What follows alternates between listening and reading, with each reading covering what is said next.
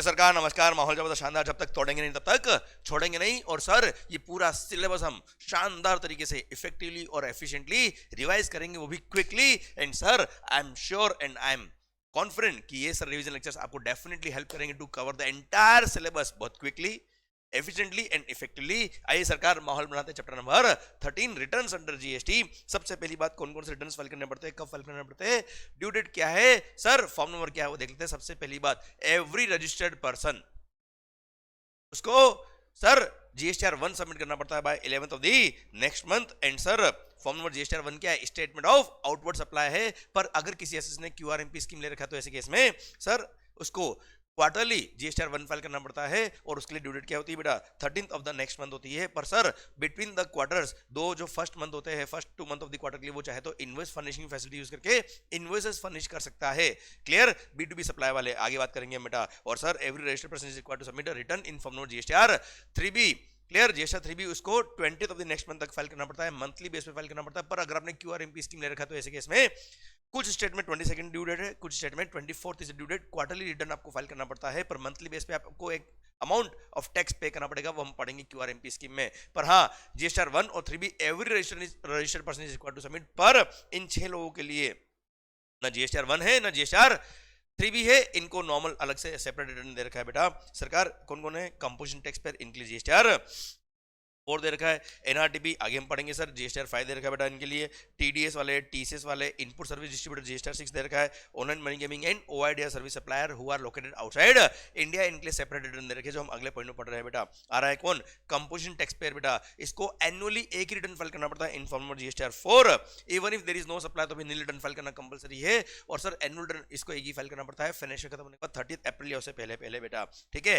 पर इसको quarterly tax पे करना पड़ता है bye filing form number GST CM sorry bye filing GST CMP 08 और उसके थ्रू ये टैक्स पे करता है। दिस इज द स्टेटमेंट जिसके थ्रू ये टैक्स पे करेगा जो भी इसने क्वार्टर में सप्लाई किया होगा। और हाँ, पूरे क्वार्टर में कोई सप्लाई नहीं तो भी इसको नील जीएसटी सीएमपी 08 फाइल करना पड़ेगा। 18th of the next month is the due date for filing GST CMP 08 on quarterly basis. सरकार एनआरटीपी को जीएसटीआर 5 फाइल करना पड़ता है, मंथली फाइल करना पड़ता है। अच्छा, मंथली हर जगह मंथली है, पार्ट ऑफ द मंथ बेटा। क्लियर, ड्यू डेट क्या बेटा इसके लिए 13th of the next month और 7th day after the expiry of the validity period of registration whichever is earlier, इसको रिटर्न सबमिट करना पड़ता है। फिर ऑनलाइन मनी गेमिंग और ओआईडीआर सर्विस सप्लायर जो आउट ऑफ इंडिया है उनको भी मंथली बेस पे जीएसटीआर 5A फाइल करना पड़ता है by 20th of the next month.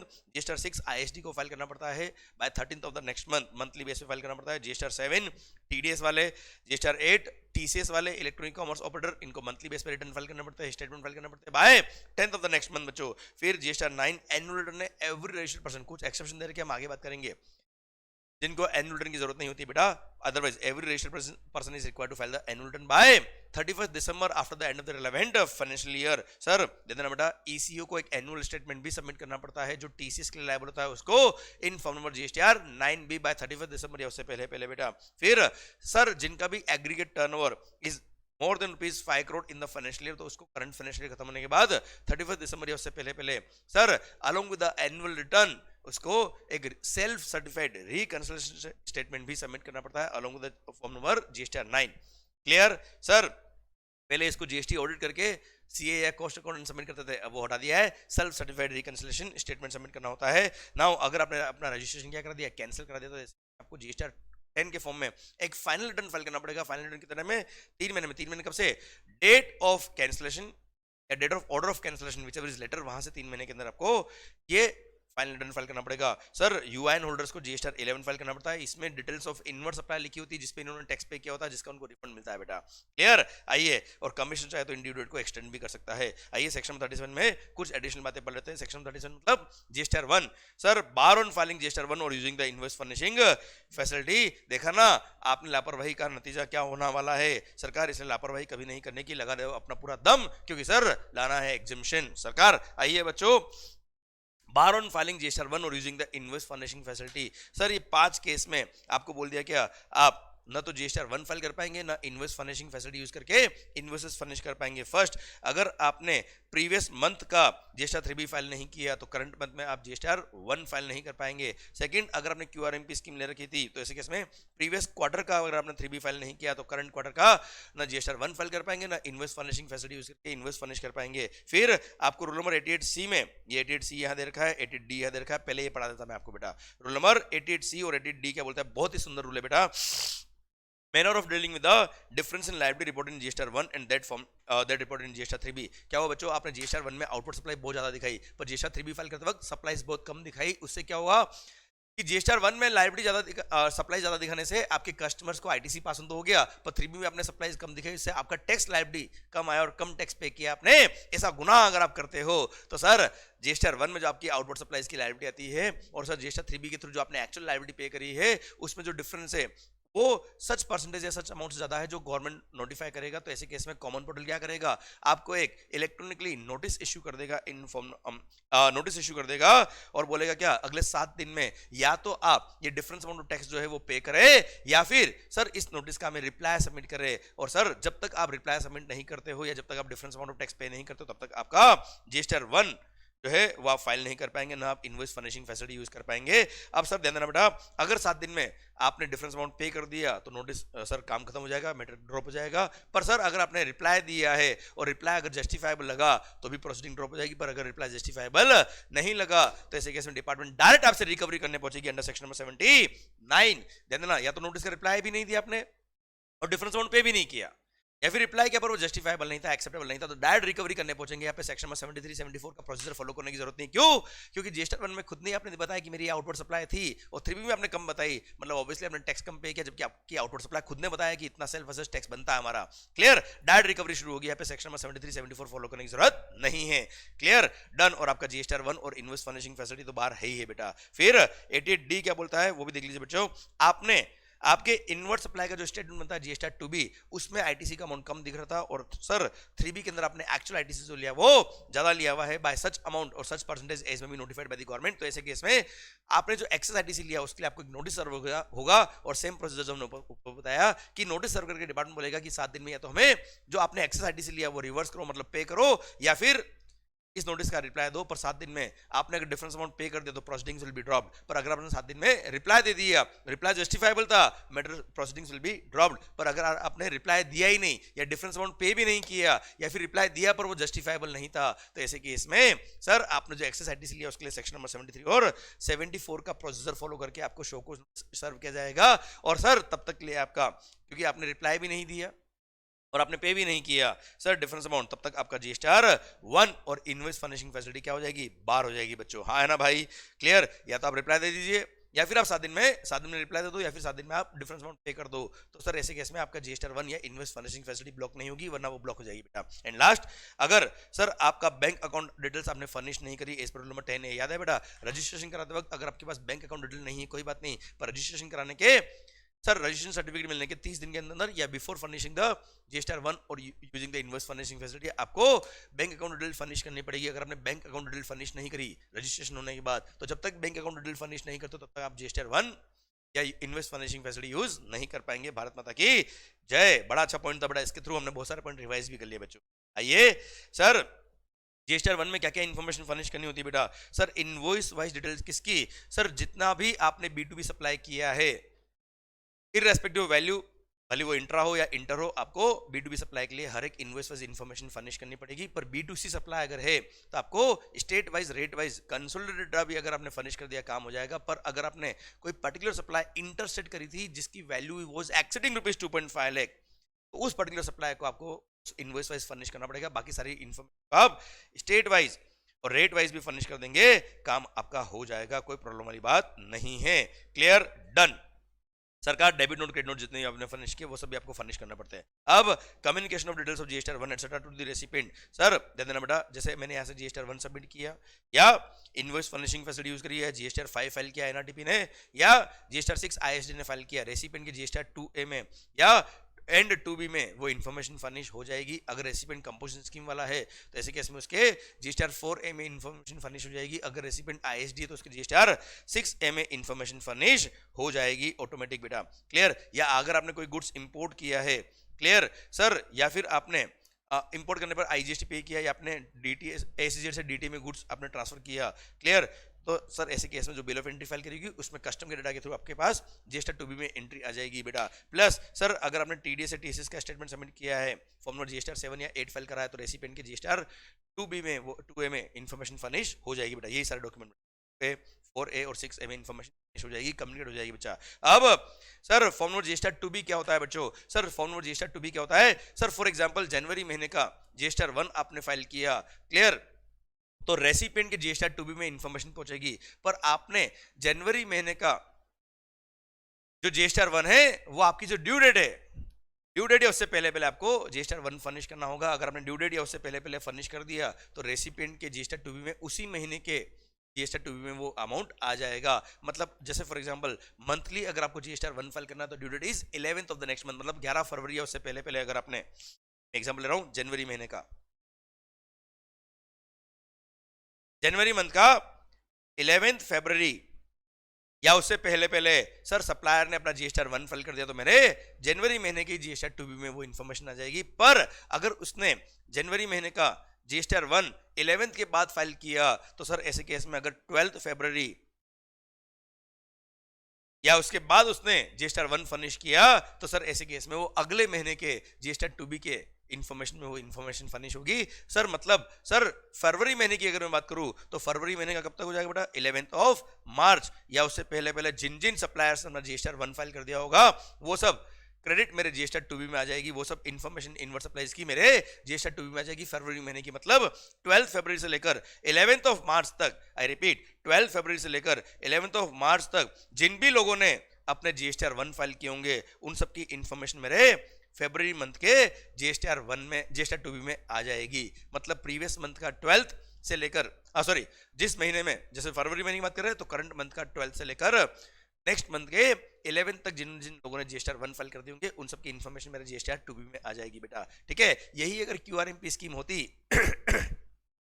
Supplier ने अगर क्यूआरएमपी स्कीम ले रखा होता तो ऐसे केस में 13th is the due date for furnishing invoices using invoice furnishing facility और 13th is the due date for filing the GST 1 on quarterly basis। तो ऐसे केस में सर 13 तक ड्यू डेट तक अगर फाइल कर दिया तो सेम मंथ में आ जाएगा, नहीं तो अगले महीने में आएगा। इसलिए जैसे हम ये बात करें कि कौन सा महीने की, फरवरी महीने की अगर बात करें तो सर अगर मेरे सप्लायर्स ने क्यूआरएमपी स्कीम ले रखा होता तो सर 13 फरवरी तक, मतलब ये बोल दो 14 फरवरी से लेकर 13th ऑफ मार्च तक जिन भी लोगों ने इनवॉइस फर्निशिंग फैसिलिटी यूज करके इनवॉइसेस फर्निश कर दिए होंगे वो सब मेरे फरवरी महीने के जीएसटी 2B में आ जाएंगे। क्लियर, ये मीनिंग है इस पॉइंट का बेटा। I hope you got the entire point बेटा। ठीक है, सेम वे आईजीएसटी पे किया ऑन इंपोर्ट ऑफ गुड्स या डीटीएस में गुड्स लेके आया फ्रॉम एसईजेड तो भी वो इन्फॉर्मेशन जीएसटी 2B में आ जाती है बेटा आपके। Clear, done. Same way GST 6 file क्या होगा आईएसडी ने बेटा, सेम वे एनआरटी में जीएसटी 5 फाइल क्या होगा, इन सब का इन्फॉर्मेशन मेरा जीएसटी 2B में जिस महीने में आएगा उस महीने में पाईटीसी मिल जाएगा। भारत माता की जय। आई होप मजा आया होगा इस एक्सप्लेनेशन के थ्रू बेटा आपको। आइए अदर पॉइंट दे रखे बेटा यहाँ पे। Sir furnishing of GST 1 for the current tax period is not allowed if GST 1 for any of the previous tax period has not been furnished except where the government allows बेटा। previous month का GST 1 file नहीं किया तो current tax period का आप GST 1 file नहीं कर पाएंगे। second, a taxpayer cannot file GST 1 before the end of the current tax period। जब तक जैसे महीना चल रहा है जनवरी तो जनवरी मंथ खत्म नहीं होगा GST 1 नहीं फाइल कर पाएंगे। however following are the exception। first है क्या, casual taxable person after the closure of their business and second अगर आपका रजिस्ट्रेशन क्या हो गया है, कैंसिल हो गया है तो even before the end of the current tax period you can file the GST 1 क्योंकि आपका रजिस्ट्रेशन कैंसिल हो गया या आपका बिजनेस बंद हो गया बेटा। क्लियर। सेकंड आइए सर फर्निशिंग ऑफ रिटर्न्स। सबसे पहली बात जो रिटर्न फाइल करने की ड्यू डेट होती है वही पेमेंट ऑफ टैक्स की भी ड्यू डेट होती है, पर इसके एक्सेप्शन है कुछ बेटा। फर्स्ट हम पढ़ लेते हैं क्या, क्यूआरएमपी स्कीम, यहाँ पे रिटर्न फाइल करने की ड्यू डेट होती है क्वार्टरली, पर पेमेंट आपको मंथली बेस पे करना पड़ता है। सबसे पहली बात sir exercising option for QRMP scheme. अगर आपको क्यूआरएमपी स्कीम लेना है तो सर एग्जांपल सर आपको क्वार्टर अप्रैल टू जून के लिए आपको क्यूआरएमपी स्कीम में आना है। अच्छा आप mid of the financial year में भी क्यूआरएमपी स्कीम में आना चाहते हो आप आ सकते हो, इसलिए मैं इस क्वार्टर का एग्जांपल चेंज कर रहा हूं। सर आपको मान लो जुलाई टू सितंबर वाले क्वार्टर में क्यूआरएमपी स्कीम में आना है, तो ऐसे केस में आप क्यूआरएमपी स्कीम में अगर आना चाहते हो तो सर जुलाई क्वार्टर से अगर आपको क्यूआरएमपी स्कीम में आना तो जुलाई मंथ खत्म होने से पहले आपको क्यूआरएमपी स्कीम के लिए अप्लाई करना पड़ेगा ऑन दी कॉमन पोर्टल बेटा। अच्छा पहली बात आप एलिजिबल कब होंगे, अगर आपका प्रेसिडिंग फाइनेंशियल में aggregate turnover was less than या अप टू ₹5 करोड़ तो ऐसे केस में आप एलिजिबल हो क्यूआरएमपी स्कीम के लिए करंट फाइनेंशियल में, और किसी भी क्वार्टर में आप क्यूआरएमपी स्कीम में आ सकते हो, किसी भी क्वार्टर से आप बाहर निकल सकते हो, कोई प्रॉब्लम वाली बात नहीं है। एंड सर क्यूआरएमपी स्कीम अगर लिया तो जब तक आपका टर्नओवर 5 करोड़ क्रॉस नहीं होता तब तक उस क्वार्टर के लिए आप क्यूआरएमपी स्कीम में रह सकते हो। जिस क्वार्टर में 5 करोड़ आपका टर्नओवर क्रॉस हो जाएगा नेक्स्ट क्वार्टर से आप क्यूआरएमपी स्कीम से बाहर हो जाओगे। क्लियर? अब सर बात है ना अगर आपको क्यूआरएमपी स्कीम में आना है तो sir first month of the quarter मतलब 31 जुलाई या उससे पहले पहले आपको अप्लाई करना पड़ेगा for entry in the QRMP scheme बेटा। ठीक है, अब सुनना बच्चों ध्यान से। सर इसका मतलब पिछला क्वार्टर कौन सा था बेटा? अप्रैल मई जून। तो अप्रैल 30 अप्रैल तक अगर आपने अप्लाई करते तो अप्रैल मई जून महीने के लिए भी आप क्वार्टर के लिए भी आप क्यूआरएमपी स्कीम में आ सकते थे। तो सर 30 अप्रैल निकल गया तो उसके बाद क्या है बेटा? 1 मई। तो 1 मई से लेके 31 जुलाई तक अगर आप अप्लाई करते हो क्यूआरएमपी स्कीम के लिए तो आप जुलाई टू सितंबर क्वार्टर के लिए क्यूआरएमपी स्कीम में आ सकते हो।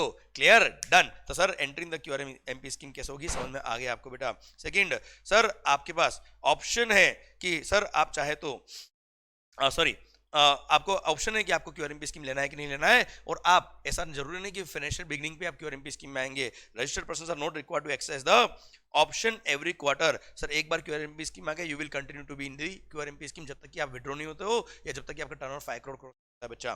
ठीक है सर, अब ध्यान देना बेटा क्यूआरएमपी स्कीम जो है वो जीएसटी वाइज आप ले सकते हो बेटा।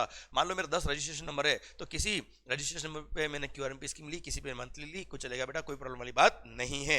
Now sir invoice furnishing facility और जीएसटी 1 का क्या होगा, यह मैं आपको ऑलरेडी बता चुका हूं पहले पढ़ाते वक्त कि जो भी एसएससीज ने क्यूआरएमपी स्कीम लिया है वो क्वार्टरली बेस पर 13 ऑफ द नेक्स्ट मंथ तक जीएसटी 1 फाइल करेंगे, पर first 2 month of the quarter के लिए वो चाहे तो इनवॉइस फर्निशिंग फैसिलिटी यूज करके B2B सप्लाई जो उन्होंने करी है वो B2B supplies invoice furnishing facility use करके इनवॉइसेस फर्निश कर सकते हैं।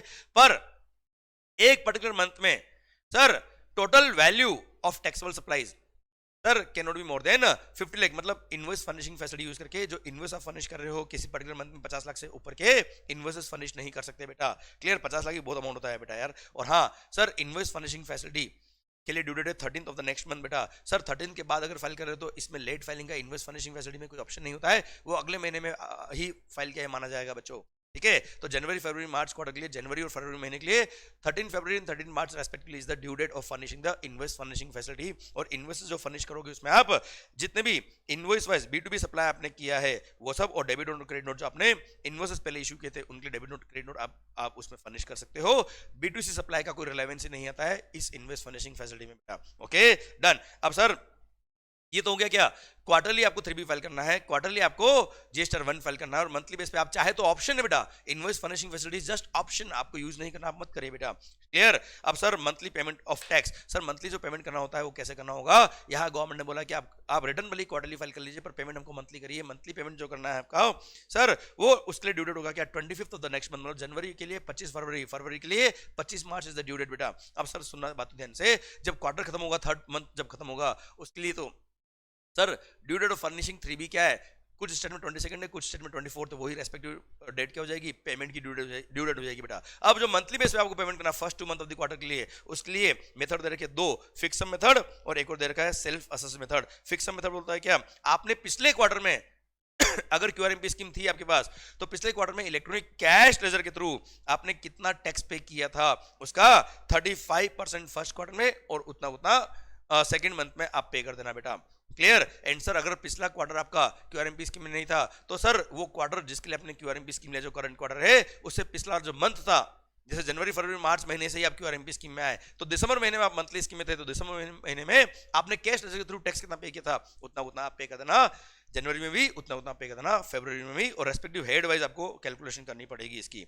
क्लियर? डन। अब आता है क्या सेल्फ असेस मेथड। अब आपको लगता है क्या कि सर फिक्स सम मेथड के बेस पे मेरा जो करंट क्वार्टर है उसमें first 2 month of the quarter के लिए लायबिलिटी ज्यादा बन रहा है जबकि एक्चुअली मेरी सप्लाई इस बार कम है, तो आप चाहे तो सेल्फ असेस मेथड पे एक्चुअली सेल्फ कैलकुलेट कर सकते हो कि कितना मेरा लायबिलिटी बनता है, कितना मेरा आईटीसी नेट कितना पे करना उतना पे करो, बात खत्म बेटा। पर अगर वो अमाउंट बाद में जब रिटर्न फाइल किया तब आपने सिर्फ सेल्फ असेस मेथड लिया था और बाद में पता पड़ा कि आपने सेल्फ असेस मेथड पे जानबूझ के टैक्स का अमाउंट कम पे किया, तो ऐसे केस में जितना डिफरेंस अमाउंट बनता था उस रेस्पेक्टिव मंथ का, उस रेस्पेक्टिव मंथ की ड्यू डेट क्या थी बेटा 25 तारीख, तो 26 तारीख से आपको जब आप डिफरेंस अमाउंट पे करेंगे रिटर्न फाइल करते वक्त तब तक आपको इंटरेस्ट भी पे करना पड़ेगा 18% पर annum। पर अगर आपने फिक्स सम मेथड लिया पर आपने 25 तारीख तक जितना फिक्स सम के हिसाब से टैक्स बनता है उतना पे कर दिया था, अब भले एक्चुअल लायबिलिटी ज्यादा होगा बेटा, कोई इंटरेस्ट पे करने की जरूरत नहीं है। हाँ ऑब्वियसली फिक्स मेथड हो या सेल्फ असेस मेथड हो, 25 तारीख के बाद पे किया है तो जितना लेट पे किया है उतने पे इंटरेस्ट तो बनता ही बनता है बेटा। Clear, done. एंड सर आपके पास ऑप्शन है कि आप चाहे वो वाला ऑप्शन लीजिए। अच्छा,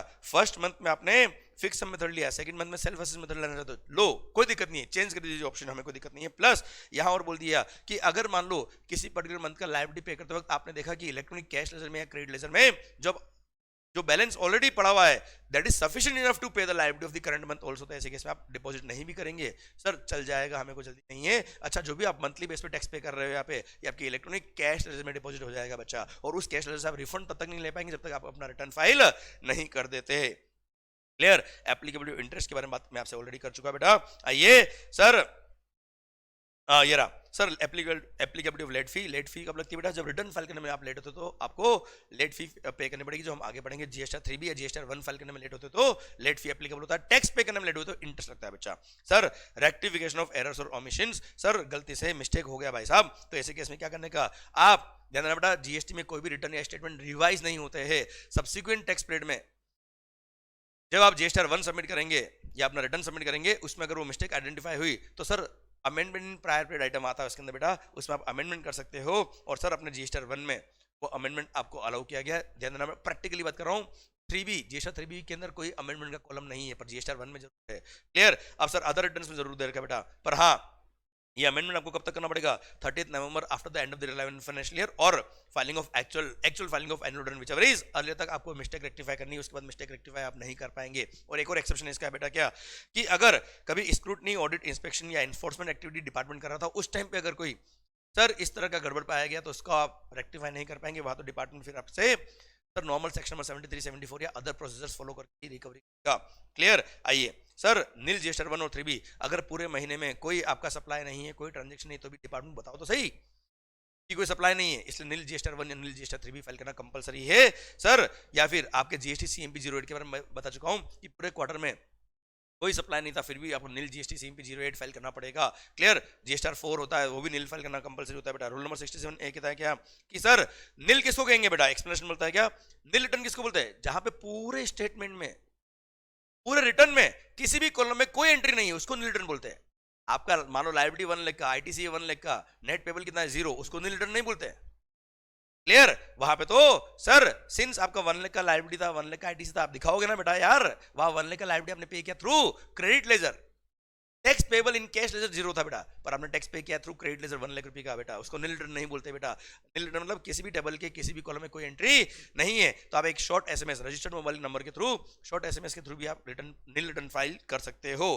क्लियर, ओटीपी आएगा रजिस्टर्ड मोबाइल नंबर पे बेटा। आइए क्या बोल दिया, क्या आपने अगर किसी पर्टिकुलर पीरियड का टैक्स रिटर्न फाइल करना है तो सर प्रीवियस टैक्स पीरियड का अगर आपने रिटर्न फाइल नहीं किया, या करंट मंथ का, करंट टैक्स पीरियड का आपने जीएसटी 1 फाइल नहीं किया, तो आपको करंट मंथ का, करंट टैक्स पीरियड का हम जीएसटी 3B मतलब रिटर्न फाइल करने नहीं देंगे। मतलब प्रीवियस मंथ का, प्रीवियस टैक्स पीरियड इसलिए बोल रहा हूं क्योंकि क्वार्टरली भी हो सकता है और मंथ भी हो सकता है।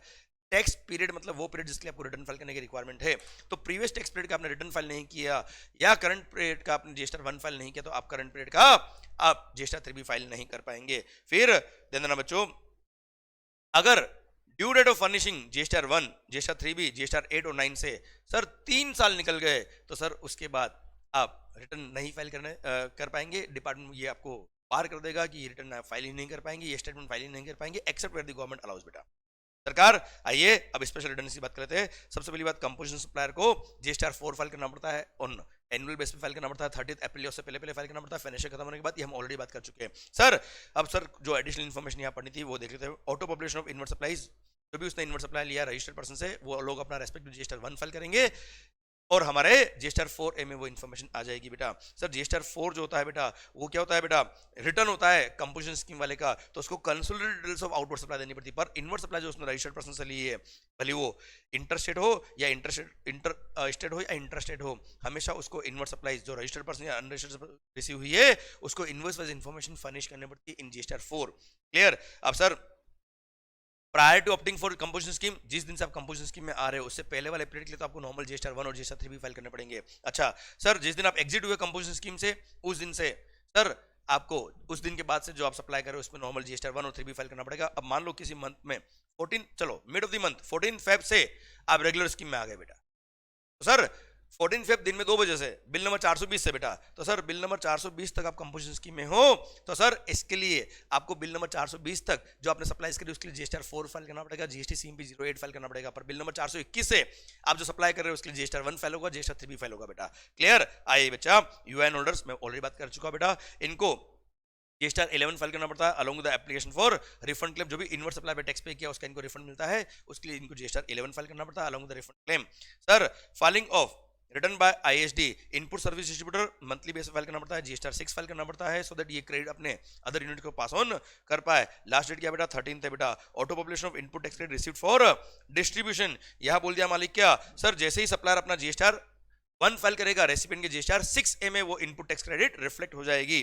क्लियर? सर ध्यान देना बच्चों, जीएसटीआर 6 जो आईएसडी फाइल करता है उसके लिए इनवर्स सप्लाई के लिए स्टेटमेंट बनता है जीएसटीआर 6A। जीएसटीआर 6 जब सप्लायर ये आईएसडी फाइल करेगा रेसिपिएंट के जीएसटीआर 2B में इंफॉर्मेशन आएगी बच्चों। Clear? Sir ISD will not have reverse supplies, क्योंकि आईएसडी केवल क्या है, एक मैकेनिज्म है टू डिस्ट्रीब्यूट द क्रेडिट। इसके पास सर टैक्स पे करने का कोई ऑप्शन नहीं होता है, इसको नॉर्मल रजिस्ट्रेशन नंबर से ही रिवर्स चार्ज की लायबिलिटी पे करनी पड़ेगी। हाँ, जो क्रेडिट है वो डिस्ट्रीब्यूट कर सकता है जीएसटीआर 6 के थ्रू बेटा। Details of GSTR 6 to be available in GSTR 2B of the recipient बेटा। आइए फर्स्ट रिटर्न, सर मान लो 14 फेब को you become liable for registration. Clear? 1 मार्च को अपने अप्लाई किया फॉर रजिस्ट्रेशन, अब आपने since within 30 days registration के लिए अप्लाई कर दिया, मान लो 7 मार्च को रजिस्ट्रेशन सर्टिफिकेट मिल गया। क्लियर? तो सर ऐसे केस में effective date of registration will be 14 Feb, क्योंकि आपने विद इन 30 डेज रजिस्ट्रेशन के लिए अप्लाई कर दिया था। तो ऐसे केस में 14 फेब से लेकर आपने 6 मार्च तक जो भी सप्लाई किया होगा सर उन सब सप्लाईज को अपने फर्स्ट रिटर्न के अंदर डिक्लेयर करना पड़ेगा। आइए बच्चों, annual return, sir every registered person is required to furnish the annual return after the end of the relevant financial year 31 December या उससे पहले पहले उसको फर्निश करना पड़ेगा। पर इन लोगों को एनुअल रिटर्न फाइल करने की जरूरत नहीं है। कौन कौन? कैजुअल टैक्सेबल पर्सन, एनआरटीपी, देखो कुछ दिन के लिए तो आया बेटा इंडिया में, कहाँ एनुअल रिटर्न फाइल करेंगे इसको बेटा। फिर input service distributor, then TDS वाले लोग और टीसीएस वाले लोग, then any department of the central government और स्टेट गवर्नमेंट और local authority whose books of accounts are subject to audit by C&AG of India and an auditor appointed for auditing the accounts of local authorities under any law for the time being in force। अब इनका audit already हो गया, annual return file करने की जरूरत नहीं है। Then ओआईडिया service supplier जो आउट ऑफ इंडिया से इंडिया में सर्विसेज दे रहा है उसको भी एनुअल रिटर्न फाइल करने की जरूरत नहीं है। प्लस कमिश्नर चाहे तो कुछ क्लास ऑफ रजिस्टर्ड पर्सन को एग्जाम कर सकता है from filing the annual return. आपकी नॉलेज के लिए बता रहा हूँ, आपकी बुक्स में नहीं दिया हुआ है ये, अब ना आपके स्टडी मटेरियल में दिया हुआ है। जिनका भी एग्रीगेट टर्नओवर 2 करोड़ तक का होता है उनको कमिश्नर ने एग्जाम किया हुआ, हर साल एग्जाम कर देता है कि 2 करोड़ तक का टर्नओवर है, एनुअल रिटर्न फाइल करने की जरूरत नहीं बेटा। पर आपके सिलेबस में नहीं आता इसलिए मैंने लिख नहीं रखा। प्लस सर ऑलरेडी बात कर चुका हूं कि सर एवरी रजिस्टर्ड पर्सन जिसका करंट फाइनेंशियल में एग्रीगेट टर्नओवर 5 करोड़ क्रॉस हुआ है उसको एक along with the annual return एक सेल्फ सर्टिफाइड रिकंसिलिएशन स्टेटमेंट भी सबमिट करना पड़ता है, जो रिकंसिल करेगा किसको? टर्नओवर के डेटा को। किससे? ऑडिटेड फाइनेंशियल स्टेटमेंट से। सर जीएसटी का जो एनुअल रिटर्न है उसके टर्नओवर में अगर डिफरेंस आ रहा है तो उसको रिकंसिल करते हुए उसको एक स्टेटमेंट सबमिट करना पड़ेगा कि ये कारणों से रिकंसिलेशन हम कर रहे हैं, इस कारणों से वो डिफरेंस आ रहा है। आइए बच्चों, sir default in furnishing the return, sir section number 46 बोलता है क्या, अगर किसी असेसी ने नॉर्मल रिटर्न अंडर सेक्शन 39 या एनुअल रिटर्न अंडर सेक्शन 44 या final return under section 45 file करने में अगर लेट किया, ड्यू डेट क्रॉस हो गई तो उसको एक नोटिस डिपार्टमेंट सर्व करेगा अंडर सेक्शन 46 और नोटिस में लिखेगा अगले 15 डेज में अपना रिटर्न सबमिट कर देना।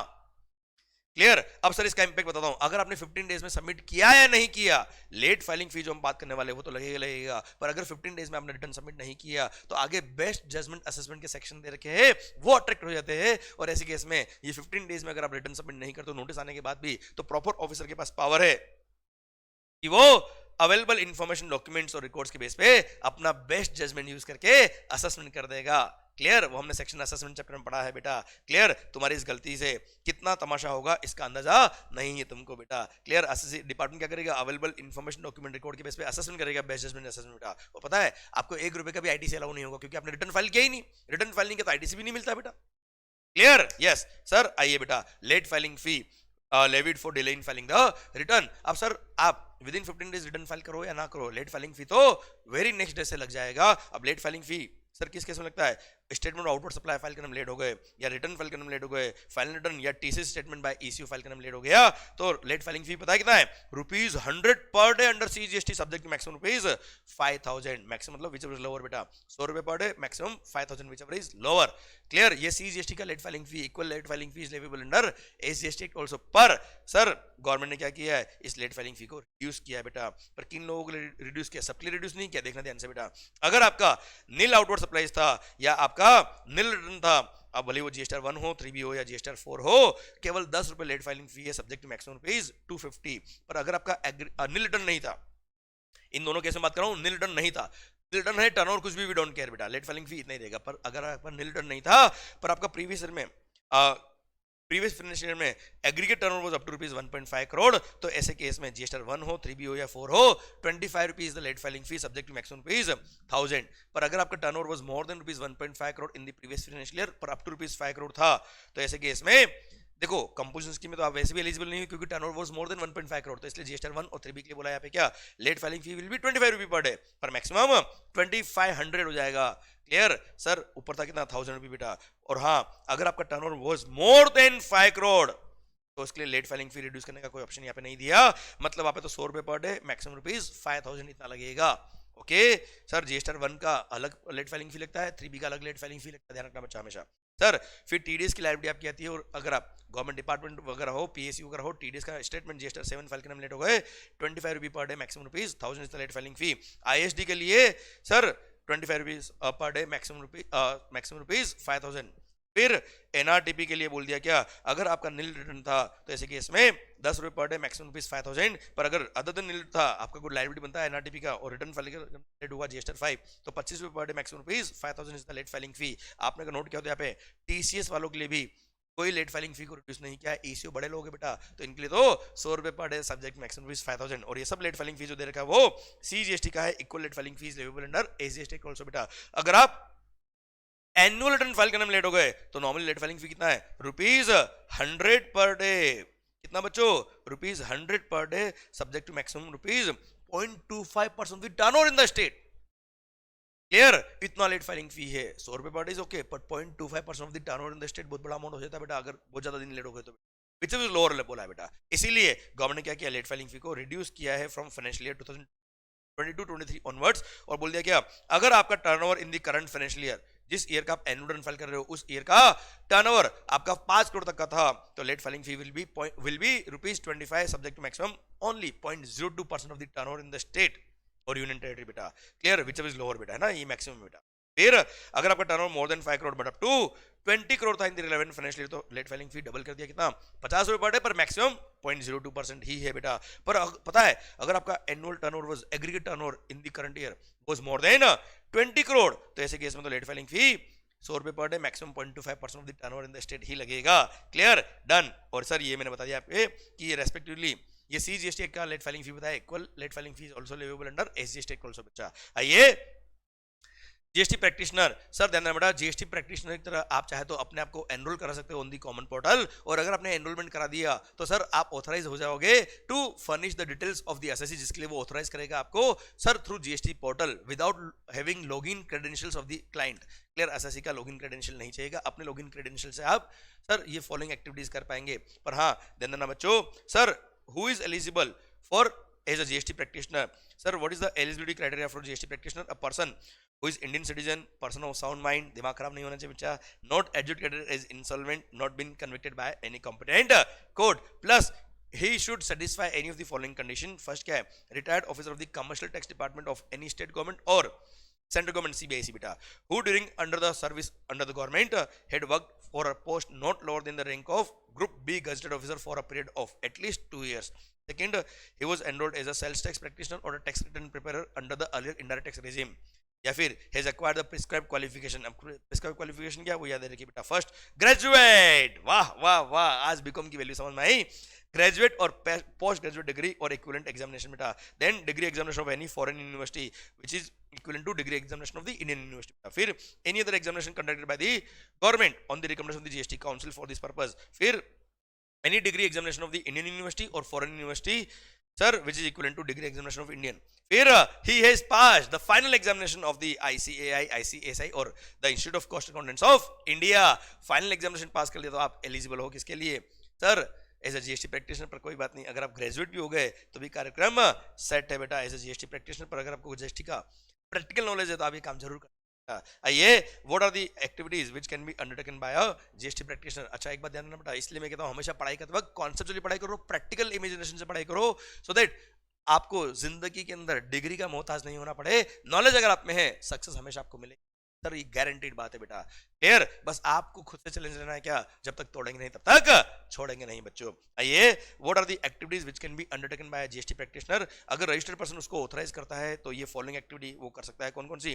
Furnish details of outward supplies, furnish monthly, quarterly और एनुअल और फाइनल रिटर्न बेटा. फिर make deposit of credit into electronic cash ledger, refund के लिए अप्लाई कर सकता है, रजिस्ट्रेशन अमेंडमेंट कैंसिलेशन के लिए अप्लाई कर सकता है, ईवी बिल जनरेट कर सकता है सर, प्रिस्क्राइब फॉर्म में चालान जनरेट कर सकता है, वो जॉब वर्क के लिए बोला हुआ है यहाँ पे बेटा. फिर अमेंडमेंट और cancellation of enrolment for the transporter या वेयरहाउस ऑर्डर कर सकता है. एंड सर कंपोजिशन स्कीम में आना है या उससे विड्रॉ करना है उसके लिए इंटीमेशन है. पर क्लॉज नंबर डी, ई और आई. डी कौन सा है बेटा? रिफंड के लिए. ई कौन सा है? रजिस्ट्रेशन अमेंडमेंट के लिए. और आई कौन सा बेटा? कंपोजिशन स्कीम में आना है और जाना के लिए बेटा. ये बड़े क्रूशियल काम है, इसलिए यहाँ पे double verification from the assessee किया जाएगा, उसके बाद ये काम हो पाएगा बेटा. अब furnish returns through GST practitioner. अब सर जीएसटी प्रैक्टिशनर के थ्रू आप रिटर्न वगैरह सबमिट कर रहे हो, इसका मतलब ये नहीं आप अपनी जिम्मेदारियों से मुक्त हो गए. आपने सर जीएसटी प्रैक्टिशनर के थ्रू रिटर्न फाइल किया, मतलब आपने ही फाइल किया है बेटा. क्लियर? पर एट द सेम टाइम मतलब उस पर जो भी रेस्पॉन्सिबिलिटीज होगी वो सब असेसी की रहेगी. पर at the same time GST practitioner को बोल दिया क्या, you must apply your due diligence while filing the returns and statement etc, वरना आपका रजिस्ट्रेशन क्या कर देंगे? कैंसिल कर देंगे. क्लियर? डन. अगर वो GST practitioner is found to be guilty of misconduct तो ऐसे केस में उसका एनरोलमेंट कैंसिल हो सकता है. क्लियर? पर उसके एनरोलमेंट कैंसिल करने से पहले एक बार उसको शो आएगा, कोई खास बात नहीं. आइए, इंफॉर्मेशन रिटर्न. सबसे पहली बात, who all are required to furnish the information return. पहले इसका कॉन्सेप्ट जो मैंने आपको लेक्चर में बता देता बेटा मैं कि सर सीबीआई से डिपार्टमेंट चाहे तो किसी भी गवर्नमेंट के अदर डिपार्टमेंट से, चलिए वो इनकम टैक्स डिपार्टमेंट हो, बैंकिंग कंपनी हो, आरबीआई हो, कोई भी हो बेटा, उनसे या कोई भी पर्सन से, भले वो रजिस्टर्ड हो या ना हो. क्लियर? सर ध्यान देना बच्चों, या टैक्सेबल पर्सन से सर गवर्नमेंट क्या कर सकता है? कोई भी इंफॉर्मेशन मांग सकता है इन द प्रिस्क्राइब फॉर्म, भले वो सर इलेक्ट्रॉनिक फॉर्म हो या फिजिकल फॉर्म हो, डिपार्टमेंट मांग सकता है इन द फॉर्मेट जो उनको चाहिए बेटा. क्लियर? और उन सबको डिपार्टमेंट को इन्फॉर्मेशन देनी पड़ेगी. क्लियर? जैसे जीएसटी डिपार्टमेंट चाहे तो इनकम टैक्स डिपार्टमेंट से टीडीएस का सारा डेटा मांग सकता है, जिसकी रिवर्स कैलकुलेशन करके डिपार्टमेंट आपका टर्नओवर निकाल सकता है. आइए sir, a person who is required to furnish the information are as follows. Any person being a taxable person, local authority, any public body और एसोसिएशन, और sir excise department, custom department, clear, VAT department, income tax department, banking company, electricity board, then registrar, register within the meaning of companies act, sir RTO under the motor vehicle act, then collector, recognised stock exchange, depository, officer of the RBI, GST network जो government की company है बेटा, GSTN, sir unique identification number holder, and sir any other person which may be specified. ये सब लोग are responsible to give the information. अगर department मांगता है तो बेटा, अगर डिपार्टमेंट ने इंफॉर्मेशन मांगा तो आपको देना पड़ेगा इन दी प्रिस्क्राइब फॉर्म, जो फॉर्म में मांगेगा इंक्लूडिंग इलेक्ट्रॉनिक फॉर्म में देना पड़ेगा. अगर इन लोगों ने इंफॉर्मेशन दी पर वो डिफेक्टिव थी, जैसे केस में सर उस इंफॉर्मेशन को वापस से डिपार्टमेंट का ऑफिसर रिटर्न करेगा इन्फॉर्मेशन और बोलेगा क्या, विद इन 30 डेज इस डिफेक्ट को रेक्टिफाई करो. और अगर रेक्टिफाई नहीं किया तो मानेंगे आपने इन्फॉर्मेशन फर्निश ही नहीं किया. अब अगर आपने इन्फॉर्मेशन फर्निश ही नहीं किया या फर्निश किया तो डिफेक्टिव था, उसको रेक्टिफाई नहीं किया, तो ऐसे केस में इन्फॉर्मेशन फर्निश नहीं किया तो अब फाइनल नोटिस आपको इश्यू किया जाएगा. मतलब उस डिपार्टमेंट को, जीएसटी डिपार्टमेंट एक नोटिस देगा फाइनल की अगले 90 डेज के अंदर ये इन्फॉर्मेशन फर्निश कर देना. पर अगर ये 90 डेज में भी इन्होंने इन्फॉर्मेशन फर्निश नहीं करी तो जीएसटी डिपार्टमेंट पास पावर है कि वो उस रेस्पेक्टिव डिपार्टमेंट पे पेनल्टी लगा सकता है ₹100 per day, subject to maximum page 5000. ये अमाउंट ऑफ पेनल्टी भले ही कम है पर सर एक बहुत बड़ा स्पॉट लग जाएगा, ब्लैक स्पॉट उस रेस्पेक्टिव डिपार्टमेंट पे कि आप अपनी जीएसटी डिपार्टमेंट का सपोर्ट नहीं करते हो, इन्फॉर्मेशन नहीं दे रहे हो, सर गवर्नमेंट बैंड में जाएगी उनकी बेटा. आइए, common portal. Sir for the purpose of GST common portal कौन है बेटा? ये नोटिफाई किया सेक्शन 146 है. क्लियर कि www.gst.gov.in is the common portal for the purpose of this act. और ईवे बिल के लिए e-way bill gst.gov.in is the common portal for the purpose of e-way bill बेटा. 149 बोलता है क्या, जीएसटी कंप्लायंस रेटिंग बेटा. देना बेटा, अभी तक ये सेक्शन को नोटिफाई करके इस पॉइंट को एप्लीकेबल नहीं किया, पर इस सारा बड़ा सुंदर सेक्शन है इसलिए मैंने यहाँ दे रखा है. और बोल दिया कि गवर्नमेंट के पास पावर है कि वो चाहे तो हर रजिस्टर्ड पर्सन को एक कंप्लायंस रेटिंग दे सकती है on the basis of various parameters. जैसे आप टैक्स पे टाइम पे करते हो, कंप्लायंस सारे पूरे करते हो, ईवी बिल वगैरह जितने भी है उन सब कंप्लायंस को अगर आप प्रॉपर्ली करते नहीं करते हो, उसके बेस पर, इन पैरामीटर के बेस पे आपको एक जीएसटी कंप्लायंस रेटिंग दे सकती है गवर्नमेंट, और उसको पब्लिकली कॉमन पोर्टल पे पब्लिश भी कर सकती है, सो दैट कोई भी पर्सन आपसे डील करे उससे पहले उस कंप्लायंस रेटिंग को चेक कर ले, उसके बाद ही आपसे डील करे बेटा। पर अब तक ये इसको लाइव नहीं किया गया। आइए, बर्डन ऑफ प्रूफ, बड़ा सुंदर सेक्शन है सर, एक्साइज सर्विस टैक्स पे जजमेंट आया हुआ है सेंट्रल ग्रेड में, उसके बेस पे ये सेक्शन इंसर्ट किया। सेक्शन में 155 बोलता है क्या, अगर कभी भी असेसी ने कोई इनपुट टैक्स क्रेडिट लिया है तो बर्डन ऑफ प्रूफ कि उसको आईटीसी मिलना चाहिए, clear, is on the assessee. Clear, assessee prove करेगा ना कि इन डॉक्यूमेंट के बेस पे मैंने आईटीसी लिया। How he can say to the department कि आप प्रूव करोगे हमको आईटीसी नहीं मिलेगा? अरे भाई, क्रेडिट तेरे को लेना है, तू प्रूव कर बेटा। इसी के साथ भारत माता की जय, और इसी के साथ ये चैप्टर नंबर 13 भी खत्म होता है अब। आई होप मजा आ रहा है, आई होप सर आपकी एनर्जी बन रही है, एंड सर टकाटक ये सारे चैप्टर भी आपके रिवाइज हो रहे हैं। एंड सर अगर लेक्चर में मजा आ गया हो तो do like and do comment and do share with your friends, क्योंकि सर ये कमेंट्स, ये लाइक ही हमको मोटिवेट करते हैं कि सर यही पूरी एनर्जी के साथ आपको हम पूरा कंटेंट दे पाए, एंड सर माहौल बना पाए आपके एंड पर, सो दैट आपका रिवीजन इफेक्टिव हो जाए, एफिशिएंट हो जाए और बहुत फास्ट हो जाए। ऑल द बेस्ट गाइस, माहौल जबरदस्त शानदार, मस्त होके पढ़े, खुश होकर पढ़े, which is very much important. All the best, love you lot.